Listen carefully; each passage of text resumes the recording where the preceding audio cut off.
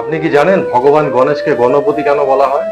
ভগবান গণেশকে গণপতি বলা হয় এর পিছনে একটা খুব সুন্দর অর্থ এবং পুরাণ কথা আছে।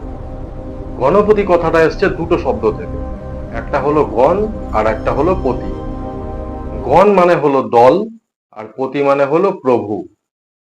মানে গণপতি মানে হলো সমস্ত দলের প্রভু বা পতি। একবার দেবতারা এমন একজন প্রভুর বা অধিপতির খোঁজ করছিলেন যিনি সমস্ত দলকে নেতৃত্ব দিতে পারবেন। তখন ভগবান শিব আর পার্বতীর পুত্র গণেশের পরীক্ষা নেওয়া হয় এবং গণেশ তার বুদ্ধি এবং জ্ঞান দিয়ে সমস্ত পরীক্ষায় সবাইকে ছাড়িয়ে যান। এতে সন্তুষ্ট হয়ে মহাদেব তখন তার পুত্র গণেশকে সমস্ত দলের অধিপতি বানিয়ে দেন।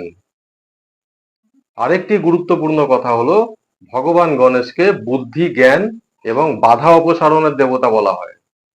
তাই তিনি শুধু গণের অধিপতি বা গণপতি নন, তিনি হলেন সমস্ত কাজের প্রথম পূজিত দেবতা।